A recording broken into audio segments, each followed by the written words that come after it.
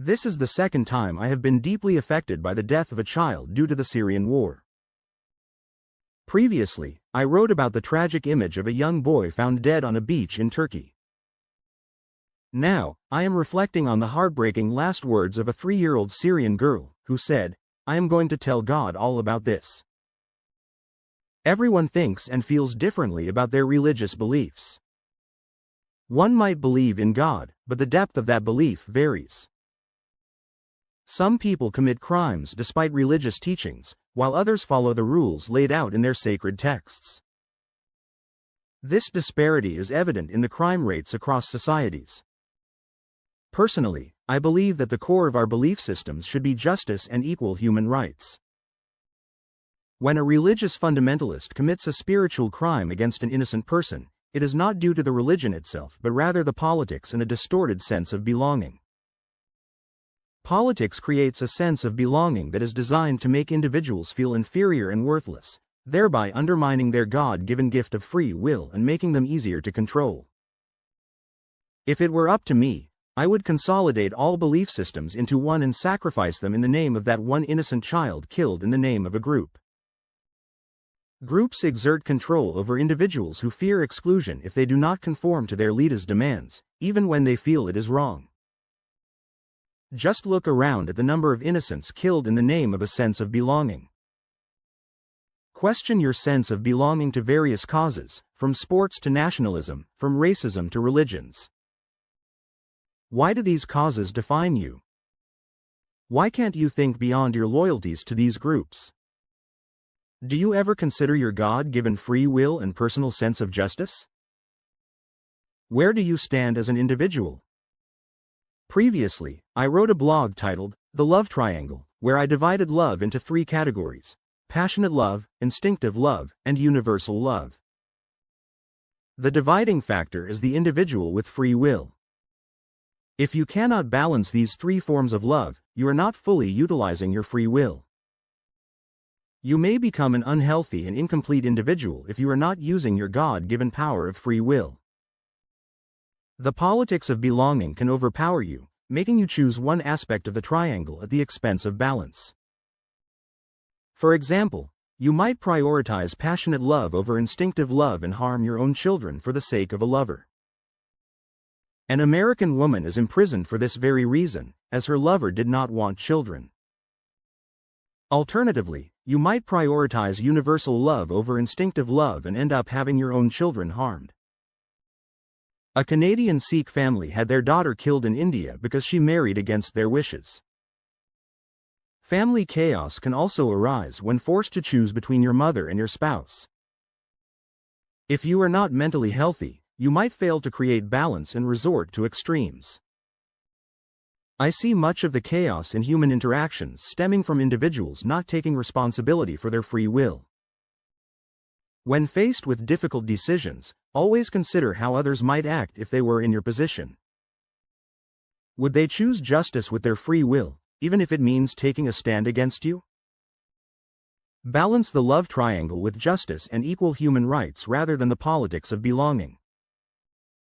As an individual, if you cannot stand against the will of your group, you must recognize the value that God has invested in you through your free will. If exercising your free will is not life-threatening, failing to do so will only lead to internal guilt and suffering until you are no longer alive. If you feel that you live among or were born into a community that does not meet your level of intelligence, should you seek a place where you feel you belong? We all evolve indefinitely, though the speed of our evolution varies.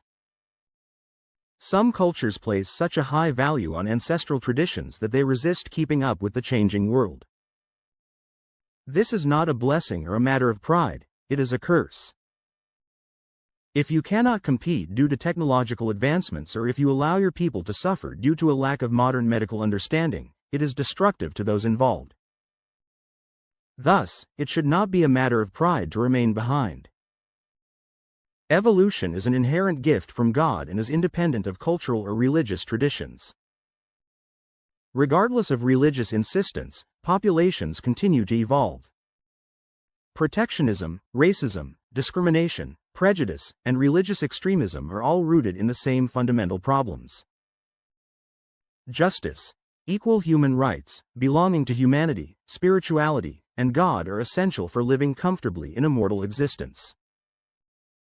The politics of belonging thrive on individuals who seek security from their group rather than from humanity and God. Security is not part of the mortal vocabulary. Thus, living guilt-free and comfortably within our mortal skin requires a commitment to justice for all, including ourselves, as long as we inhabit this mortal life. Committing spiritual crimes in the name of belonging to your group comes with a heavy price, especially if it leads to inner guilt. Remember, you are blessed with free will from God, not from your nation or religion. Therefore, justice should be the guiding principle during your temporary visit on earth. If your group, including your religion, demands that you commit a spiritual crime, it is an injustice, and you are responsible for your actions. Even if you are taught that such demands come from God, you are still accountable. Do not allow the politics of your belonging groups to erode your spiritual health. Sacrificing spiritual happiness for the sake of group politics is a steep price to pay for a mortal being. Consider the metaphor of drunk driving, hiding behind religious beliefs and nationalism while failing to use your free will. You might commit spiritual crimes for your group and justify them as necessary. Each of us is blessed with free will. The reason for this gift is to take responsibility for our actions. Always remember that drinking and driving is a crime, as are other crimes against humanity. The politics of belonging can lead us to believe that even spiritual crimes are acceptable if committed for the group. However, all religious wars are political wars. Spirituality is not related to them. As an individual, take responsibility for your actions and avoid becoming a drunk driver in your moral life. If you believe that God has a court system to reward or punish you, use your free will to reject any spiritual crime, even if it is cloaked in the politics of belonging. Your individual strength lies in recognizing your own worth. A human being is like a seed with all the nutrients needed to grow into a majestic tree of God. God represents a collection of all the divine attributes and sustains both God and humanity.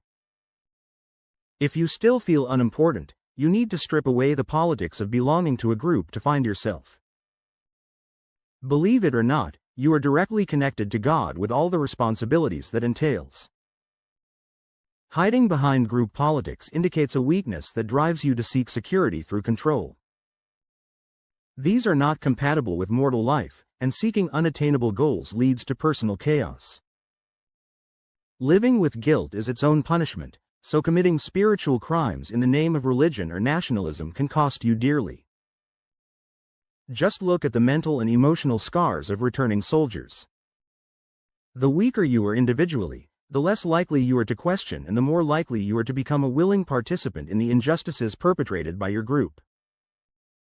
Our free will is the greatest gift from God, allowing us to question even the very existence of God. We will not fully understand God or ourselves until we reach our potential. Ask yourself, have you reached your potential? Given that we learn new things every day, the answer is likely no. We continually learn and discover in all areas of life except religion. Why is that? Why can't we evolve and grow spiritually to reach our potential as well? Why are we still killing each other in the name of God? Aside from the stories in holy books and movies, we have little concrete evidence about God. Goodness in God is reflected through good human beings, but our knowledge remains incomplete. This has been, is, and will continue to be an ongoing process until we reach our potential. We have always arrogantly believed that our knowledge is complete. We have sacrificed human beings, thrown virgins off cliffs, burned witches, killed homosexuals, and discriminated against people based on skin color and belief systems, yet we still believe our knowledge is superior. Despite learning new things every day, we continue to kill each other for our sense of belonging to our groups. We need to evolve to overcome the politics of belonging and learn to belong to humanity, spirituality, and God instead. Religion is a spiritual matter, not a political one. Killing over politics, territory, or personal revenge appears less egregious than killing in the name of God. How much do we truly understand about God? There are things we understand and things we do not. If we do not fully understand something, should we be killing innocents over it? No one should, but this has happened throughout history and continues today. It is time to take charge as individuals and drive the car of life soberly, for you never know if you are going against the very principle you are trying to defend. This is what I consider a spiritual crime committed in the name of God.